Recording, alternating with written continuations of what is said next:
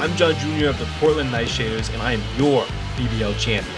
If I don't truly believe that I can win, then why should you? So let me say it again. I am your BBL champion.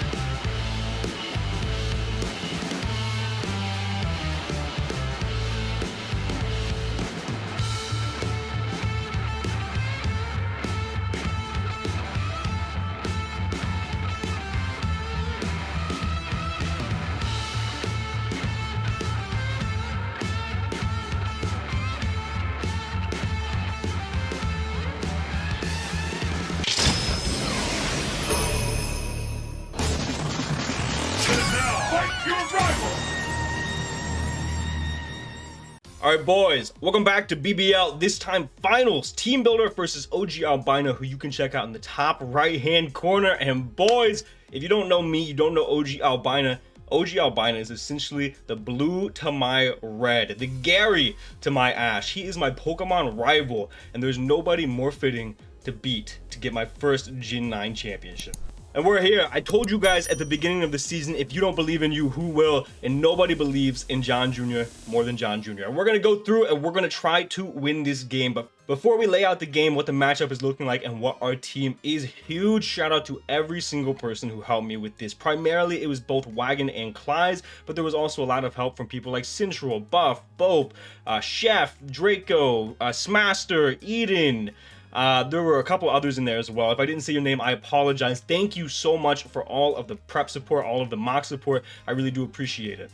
I've been to 4 other finals this generation, and unfortunately I have not yet come away with a title in Gen 9. That's going to change today. I have learned something from each of my finals losses. The first one I learned is that the team has to be built by me. It has to be something that I'm comfortable with, and I cannot accept a team from somebody else. I have to actually put effort into the team. The second thing I learned is not to make over predictions needlessly, because I have a habit of doing this on occasion, and it usually loses me the game. I've been pretty good about it this season, and since that finals, that group of finals, I have been pretty good about that overall. That's the second thing I learned. The last thing that I learned is to put effort into this like it matters, because it does matter. I didn't put the most effort into all of the other ones like I really wanted to, so I did in this one. I put in a ton of time, I built a ton of teams, I did a ton of mocks, and we're here and we're ready to win BBL. Before all that though, I have worn this jersey in all of my playoff runs and all of my final runs, and it's not worked yet.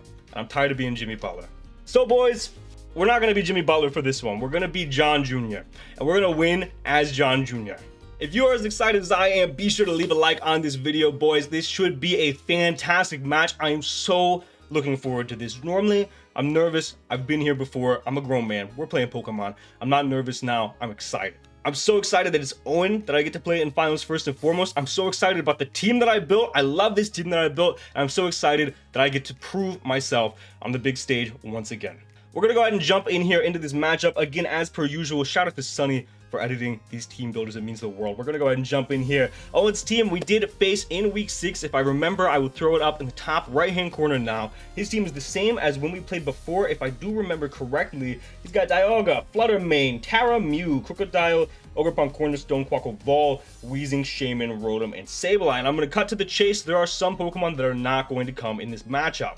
But before that, I'm not going to forget, I talk about my team first. So we're actually going to talk about what I'm bringing, what I think did good in this matchup, what I think did poorly. And I'm going to level with you guys. There were only 7 Pokemon that were truly considered for this matchup. Azelf was not considered for this matchup pretty much at all. Its speed tier is nice, but overall it's very weak into this team. There could have been maybe a cool like lead rocks set, but overall Azelf was not put on any of the teams that I attempted. Grotto obviously was not considered in any fashion. There was no universe in which Grotto was coming to this game. And lastly, Weezing wasn't really considered. There were some thoughts thrown around, but overall, Bloopy just did his job better because the only reason he would come is to be a defogger. So first up, we got Ho-Oh. Ho-Oh is pretty difficult for Owen to deal with. He does have a lot of different rock coverage. Dialga can be Stone Edge Power Gym. Fluttermane can be Power Gym. Cudgel from Ogerpon, we have no chance to live. Aqua Step from the Quack. Stone Edge from the Crook. Also, Crook can knock us off. Excuse me. It's not a super fun matchup for Ho-Oh, but there were a ton of different sets that I considered very, very good in this matchup. My favorite of which was AV. AV does fantastic in this matchup. It helps with like Dialga, Fluttermane, Rotom Heat even. Like, it takes hits very, very well. The only downside to AV is obviously that he does have some reliable rockers in both Mute and Crook, and we would take 50% on entry. So essentially, in some situations, it would be like we didn't even have the Assault Vest on in the first place when it comes to Calc. So there's positives and negatives. I really like that set. There was also a Calm Mind Recover set with Flamethrower and Substitute, I think, that I really liked, and I really liked pushing progress on his team and being able to find that in-game, especially when I felt like we dealt with Quack and Rotom, or we could build in ways to deal with both Quack and Rotom. That set had a lot of consideration. Scarf Ho-Oh was also in huge consideration here to potentially outspeed a +1 Quackle Vol. And we even had a red card variant of Ho-Oh at one point. It wasn't super seriously considered. And we had a Light Clay Ho-Oh, I guess. I have a box of like so many Pokemon that I built. The ones that were truly considered were the Calm Mind variant, just a Boots Sub Recover Calm Mind Flamethrower set, a Boots Recover Whirlwind, Sacred Fire, Brave Bird variant, and then Scarf. Those were the 4 that were truly considered in this matchup, and all of which I think do have merit. And really, whenever we're breaking this down, it comes down to what Ubers is overall and what it has been this entire season. We really have to pin down what Owen is going to bring, because there are so many good sets for so many different Pokemon here. It really depends on what we think Owen's going to bring and how we can mold the team around whatever we have and make the pieces fit together. All of that's to say, all of those Ho-Oh sets I just named have merit, and they do have use, and they could be brought. And all of the sets I'm going to talk about with my other Pokemon have merit and could be brought and have use. It really just depends on how I want to build the team around them and put the pieces together. Next up, we've got Kyurem Black. Kyurem Black did fantastic in the last game, and there were a lot of different Kyurem Blacks that I potentially thought of. There's a goofy one that I had here.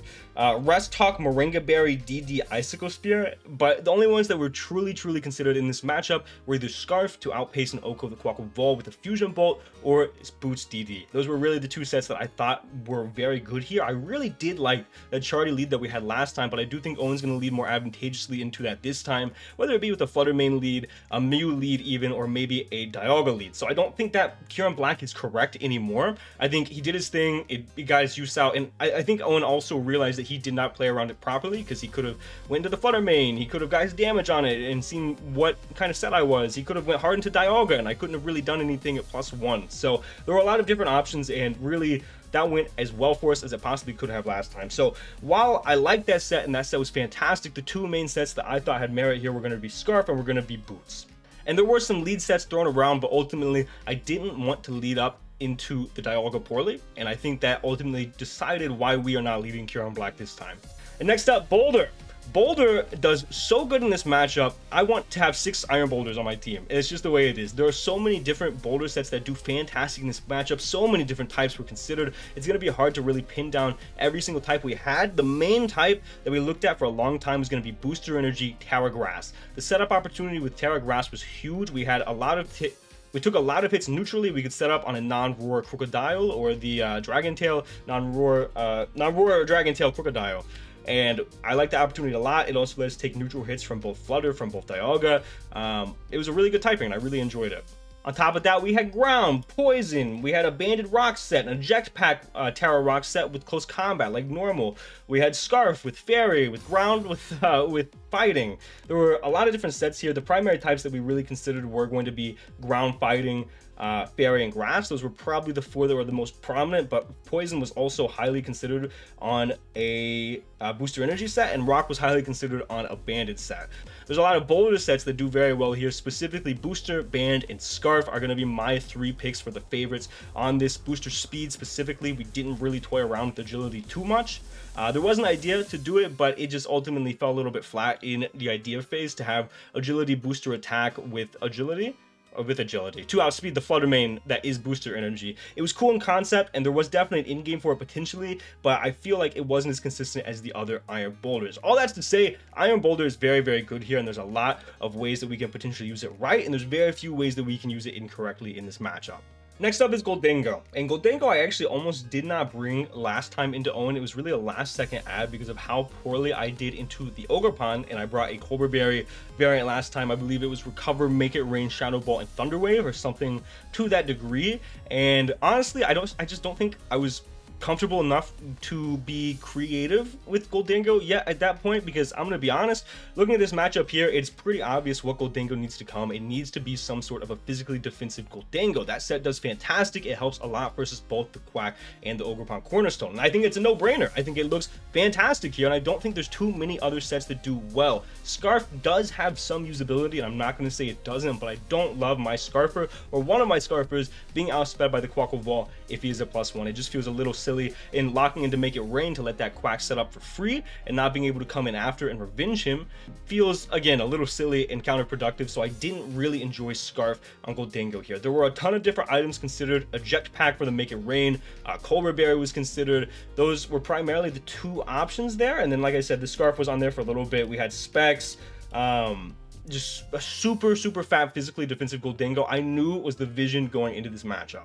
Those top 4 Pokemon I knew were pretty much going to come no matter what. It was just a matter of how I wanted to surround those Pokemon with the last 3 guys that I felt have a lot of usability here. Grimmsnarl is great. Grimmsnarl is fantastic. Reflect plus Light Screen is hard for Owen to deal with, and it potentially forces a Brick Break on something like the Mew, the Quackleval, the Dialga, the Crocodile, things that don't want to run Brick Break. It kind of forces it on there. And all of those Pokemon, except for Crocodile, Gholdengo can switch in on and block the Brick Break. Mew can also have Psychic things, which is important to note, but I don't think it will run it in this matchup. It could, but that's another way to break screens. So breaking screens is not super reliable for Owen in this matchup. On top of that, both Parting Shot and Thunder Wave provide amazing utility. Parting Shot to switch into things like Dialga or Flutter Mane very reliably, and then Thunder Wave to neuter things like that Quack to make sure it does not have any usability in that in-game. And then pretty much the last spot is going to be Spirit Break here. No matter what variant of Grimmsnarl we go for, it's just so powerful into his team. Really, the question mark on any Grimmsnarl set that we had was, are we going to be Thunder Wave or are we going to be Parting Shot? Next up, Big Bloopster. Big Bloopster did have a lot of usability in this matchup, primarily because of his speed tier, guys. I'm telling you, Mycelium might sucks, but having the ability to be a base 100 spinner has been awesome during this season. I've actually fallen in love with the Bloopster, and I hope you guys have too. And he had a lot of usability here, specifically because of the fact that he outsped both the Quack and the Dialga naturally. He didn't need to Scarf, outsped them naturally, which is awesome. There were a lot of really nice utility options that Bloopy got for the matchup. Knockoff, Spikes, T-Spikes, Spore specifically was fantastic into Owen's team. Bloopy did feel a little weird in a couple of different areas. First of all, his Ghost Fluttermane. Fluttermane's whole thing is that it's very strong, very fast, but it also has a very fat special defensive stat. And Bloopy can't really do damage to that Pokemon, and that Pokemon can actually very easily be a Calm Mind Booster Speed subset, and we just cannot really break this up, and that's very unfortunate. And that's one of the main downsides with Bloopy. The other thing is Mew, I'll talk about in a minute. One of the most common Mews that I saw in mocks is Terra Ghost, and Terra Ghost Mew pretty much invalidates Bloopy on matchup. It's very hard to get a spin-off with Bloopy immediately because of those two Pokemon. And if he brings Terra Ghost Mew and the Fluttermane, we pretty much are never getting a spin-off. There's also the potential of safety goggles both on Fluttermane and on the Mew. But Bloopy still, even with that in mind, even with the boons that even with the negatives that Bloopy brings, he brings a lot of positives, primarily the fact that it outspeeds Dialga and Quackleval and can do some decent damage to them and put it in range of some other Pokemon.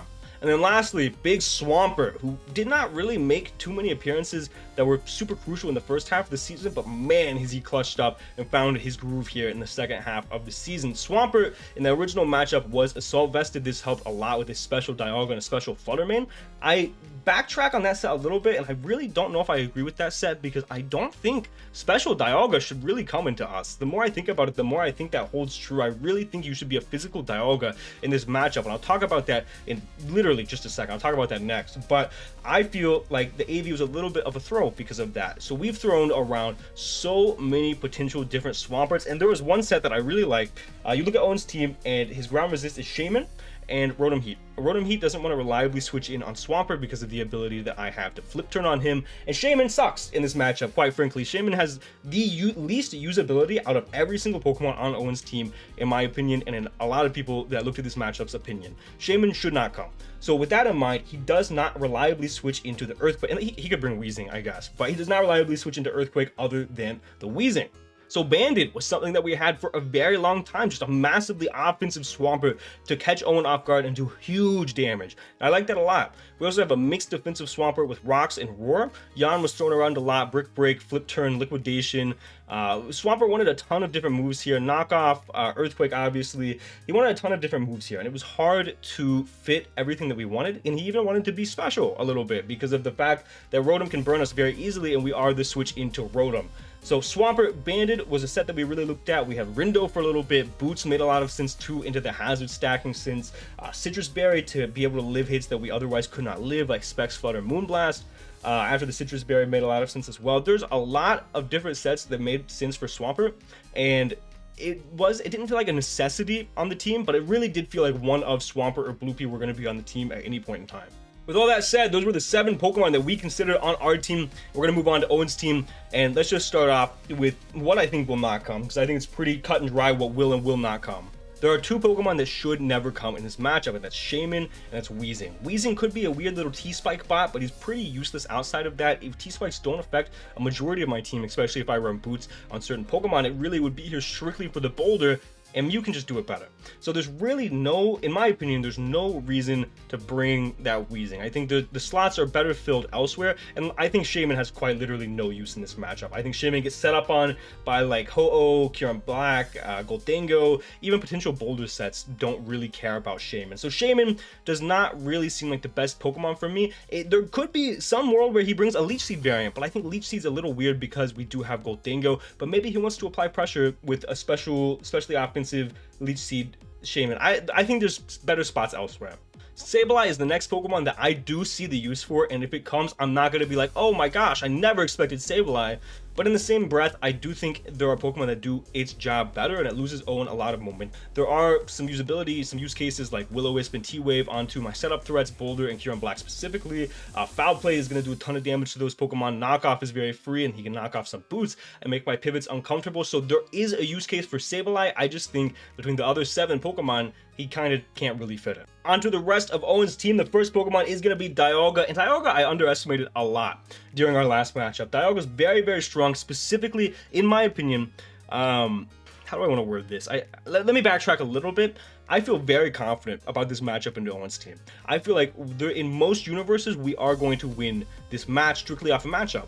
I think there is a specific build that kept popping up, maybe because people saw the mocks, I'm not really sure, that I do think gives us a lot of trouble and is the best build that Owen can bring into any variant of my team. And that is going to be Tower Ghost lead Mew with Spikes and Stealth Rock. I think it's going to be bulk up Dialga and try to play for that Pokemon to be the last Pokemon so I cannot phase it.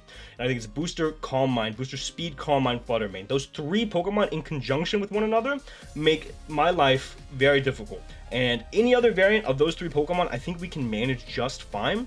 Those 3 in particular, it's very, very tough to deal with them. So with the Dialga, the thing that I'm the most worried about is last Mon, bulk up Rest Talk or Resto Chesto with like Heavy Slam Crunch or last move Heavy Slam, last move Dragon Claw. It's very hard for me to deal with Dialga if he is the last Mon, because how I deal with him now is I phase him out, I don't let him get set up, and I push past him eventually.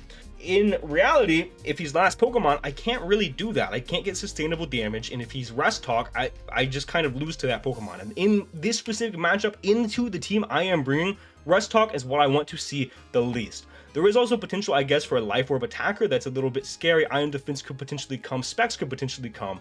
I really don't think you like locking a move with Dialga here. He was Chopple last time, and that always is a good shout. That always is a possibility. And it really comes into play, how much do I think my prep last time is going to play into how Owen plays this time, or how Owen preps this time. And I don't know. He could bring Chopple, he could not bring Chopple, just because of how little effect, how little usefulness it had last time. We'll see. Next up, Flutter Mane. I think for Flutter Mane, I think it's Scarf, I think it's Specs, or I think it's Booster Speed. I think those are the 3 options.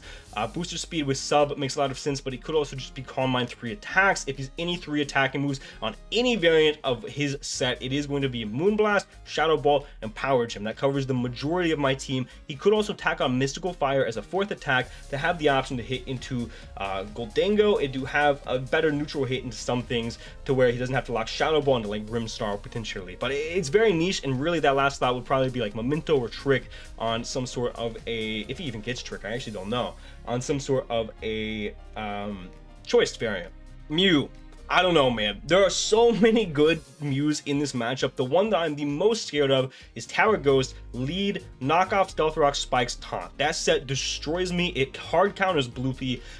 Getting hazards up against my team is obviously very crucial, as you've seen the season progress, and it's very hard for me to deal with that. And if he sees that and he brings the hazard stacking Mew, it's very hard for me to deal with that. I actually would much prefer to see some sort of an offensive Mew, whether it be Terra Dark or Terra Water. Terra Steel is another option. I'd much rather see those Terra types than Ghost. Ghost is going to be a nightmare to try to deal with. That being said, again, much like the Chapo Dialga, he brought last time a Mew set that I didn't necessarily agree with. He was Terra Dark, which I think is fine. I think Terra Dark is good into me, but he was like Nasty Plot, Psychic, Terra Blast, let me see, Terra Blast Sludge Bomb? Dark Pulse Power Gym, sorry, yeah, Dark Pulse Power Gym. So I actually didn't really like that set into me. I felt like it did kind of poorly into me, and I'm curious to see if it'll go for more of that offensive variant. I think if there is an offensive variant into me, it's Dragon Dance. I think Dragon Dance makes the most sense offensively.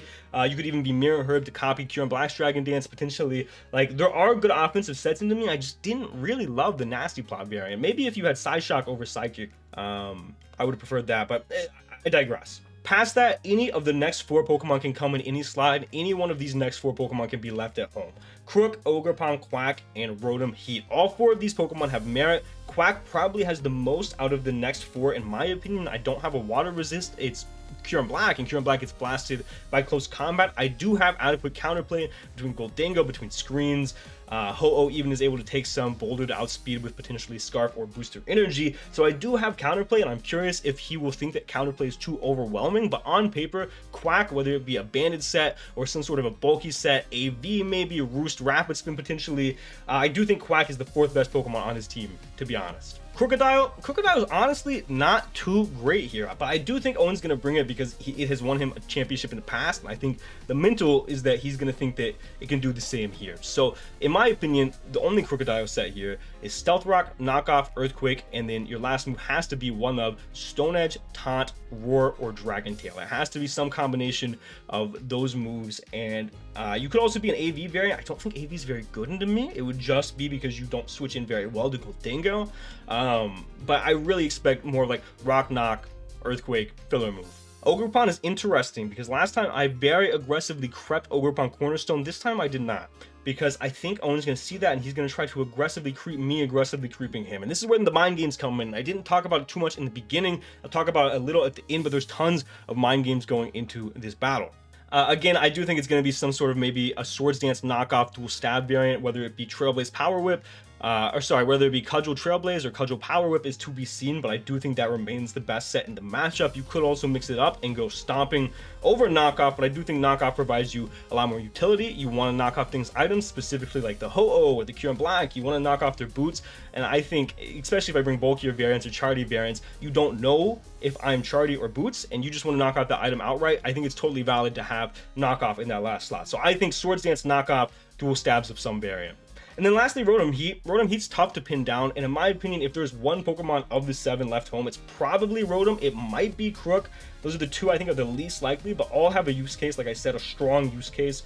Rotom's really here, primarily because it switches into Ho-Oh, but it doesn't really do a whole lot back. He wants a lot of different moves: Will-O-Wisp, Thunder Wave, Volt Switch, Thunderbolt, Overheat, Reflect, Light Screen, and he brought some sort of a Reflect Light Screen variant last time, and I was able to push past it very, very easily. I don't know if he's going to go for the same type of build here. I very much so over prepped with the idea in mind that he is not going to bring a similar team to last time. He got smoked last time. There's no reason for him to build a similar team to last time, or even mock a similar team like last time. Realistically speaking, I don't think he's going to bring similar sets to last time, so I don't think he will be Screens Rotom. He could be, and that could throw me off guard, but I do think that we manage with the Pokemon that we have. And that's going to be the Pokemon I think he could bring. Like I said, I think it's Dialga, Flutter, Mew, and then 3 of the next 4 Pokemon: Crook, Ogerpon, Quack, or Rotom Heat. Let's go ahead and move on to what we're bringing and why we're bringing it. Again, shout out to everybody that helped me. I really do appreciate it. We've got a really nice team here. There were so many different variants of the team built, and maybe I'll leave the paste to this in the description because it really doesn't matter at this point. If I don't and you want to see it, just leave a comment and I will. But essentially, we boiled down to a ton of different sets here in the finals matchup. And I think I'm going to bounce a little bit out of order, Sunny, from what's in the paste. So the first mon that I put, the first mon who was set in stone was built early one morning. I just built a set this past week that I thought was goofy, but it made sense. It was the combination of a jetpack Gholdengo into banded Swampert, and it actually put in work in the mocks, and that's kind of the basis of where we started with this team. So the first Pokemon, the first set that was put together is going to be this jetpack Gholdengo, and the idea is that this is essentially the perfect lead. The only times we ever switch out, we don't really want to switch out.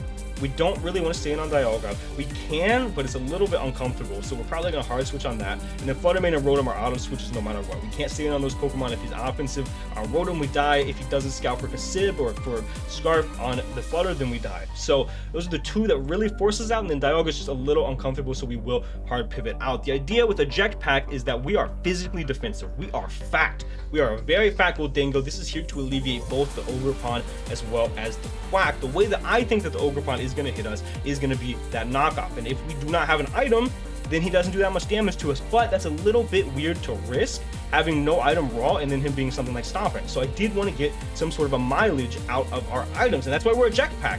If we click Make It Rain into whatever he leads, we get momentum. If he leads Dialga or something, we have that momentum later in the game, which can be very crucial as he pivots in Quack, Crocodile, different types of things. And yes, I did not forget about Intimidate Crocodile. What if he leads Intimidate Crocodile, John? Perfect, he's falling right where we want him then.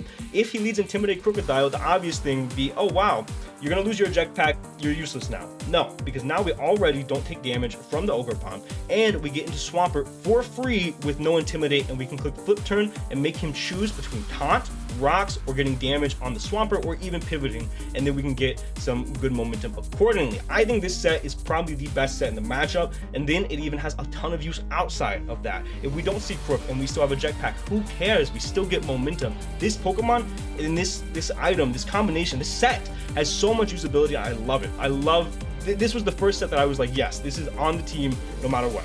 The EVs have changed a little bit. It's way bulkier than it started out to be.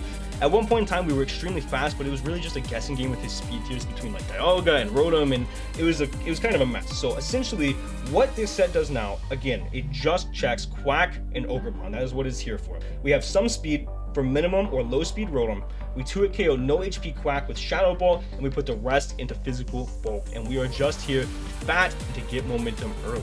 Our next Pokemon is probably more times than not going to be the pivot out of Make It Rain, specifically on Crocodile and things like that. It is going to be Swampert. Swampert started off banded. He went through a ton of different stages. Rindo primarily was what we sat on for a while, but ultimately Boots is what I decided on. We are probably going to get knocked off, so the idea behind Boots is that we switch it on the Crook. If there's spikes up, rocks up, we don't take that initial damage, and we get some usability out of our item before it gets knocked. Or if there's no Crook, then we don't take any spikes damage for the rest of the game in general, which is fantastic.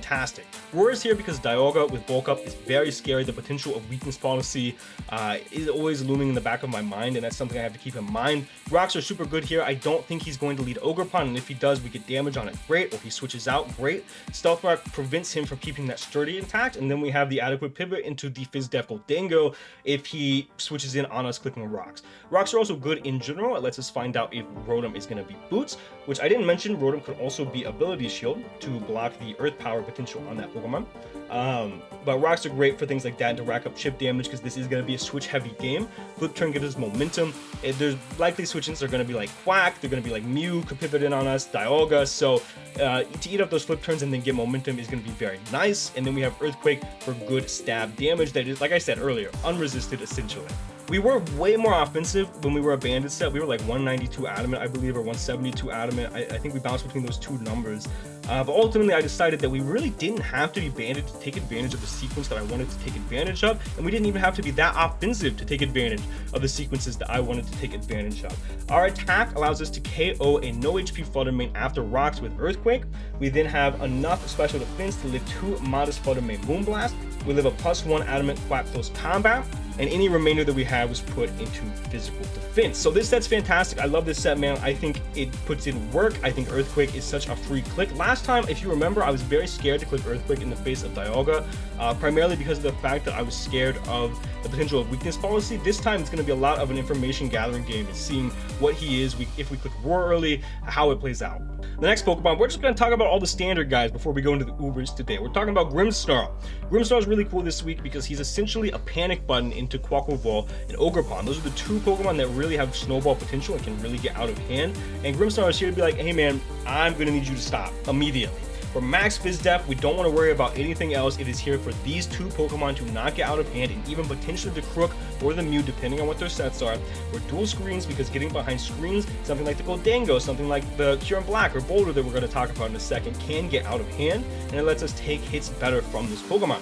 For Thunder Wave to stop sweeps of potentially Ogerpon or Quack, I value that more than Parting Shot because they can be Swords Dance and boost by 2, and we only lower by 1. And then Spirit Break to do the most damage possible. And something I didn't say about the Gholdengo, we are Focus Blast to hit the Dialga. I had Nasty Plot and Thunder Wave and bounce between those two, but essentially those two were never clicked, so we landed on Focus Blast because it does double the damage of Shadow Ball to Dialga. But yeah, back to Grimmsnarl. He's here. He sets screens.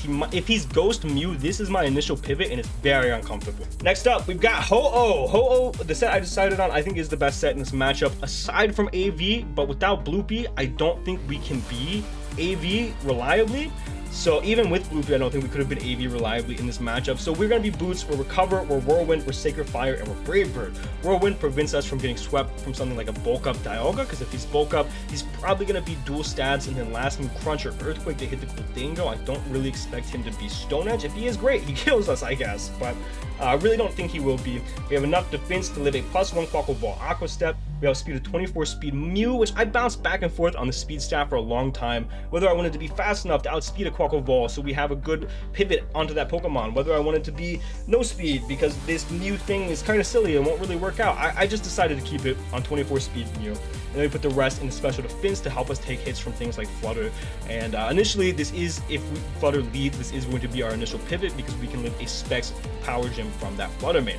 Next up, we've got Kyurem Black. I feel like I've been saying this a lot. This is the set I'm the least comfortable with. We had Scarf for a very long time, and it felt so useless. I couldn't use it to revenge kill because it had 3 switch-ins after a Rock and a Spike went up. So it was a nightmare. So we switched to Boots. We're Dragon Dance, we're Dual Stab, we're Fusion Bolt. We have enough speed to outspeed the Quack. Rest in... actually, we have enough HP to live a Flutter main Moonblast, and then we went the rest into attack. It was like 4 extra special defense. So whatever. This set is kind of going to be the in-game. It could be played for more of a mid-game as well, though. This set, honestly, it's not my favorite, but it does have usability as a revenge killer as well, so we have to keep that in mind. And shout out Clyde for convincing me to run Brick Break over Icicle Spear before we realized it did not get Brick Break. And then lastly, you know what day it is? It's Shoulder Day. We got Iron Boulder here. This set was changed so much in the Boulder, man. Ultimately, what we decided on was Choice Scarf Terra Fighting on the Boulder. It helps into a Terra Dark Mew lead. It helps into a Bulk Up Dialga because we have Sacred Sword to do 60% to that Pokemon. It's weird to lock into a fighting move because of Flutter Mane and the potential of Ghost Mew, but it's also okay because we burn the booster on the Flutter Mane if that does come in, and if he Terra Ghost turn 1 on Mew, we can just Shadow Ball and we'll probably be okay with our Gholdengo unless he is offensive, which if he's Terra Ghost offensive, then he has my paste, I guess. So I really like the potential of this to burn that booster on the Flutter Mane, and then we have adequate pivots into things like Swampert, Gholdengo, and Ho-Oh, depending on what we see from that Pokemon. We're enough speed, we're outspeeding max speed Ogerpon. We are not taking any chances. We could have been adamant, we could have, but I really don't want to take any chances, especially revenging a +1 Trailblaze Ogerpon, and then we went the rest into HP after max attack, and that is going to be the team. Ladies and gentlemen, I'm very excited for this matchup. I hope to give you guys a great game and to bring a championship home for the Portland Nightshaders. I'm feeling good, man. Like I said, I'm excited. I'm not anxious, and I have been this whole playoff run, which is a little bit different than normal. I feel like normally I'm anxious, but I'm cool now. I'm good. So with all that being said, guys, be sure to check out Owen's side of things as well. Be sure to check out our match tomorrow. This battle is going to be very intense, man. It's 2 people who've known each other for half a decade or more. And it's 2 rivals playing Pokemon, man. So thank you guys so much for watching. Be sure to tune into finals tomorrow. I am so excited, man. Thank you guys so much for watching. And for now, guys, this has been John Jr. signing off.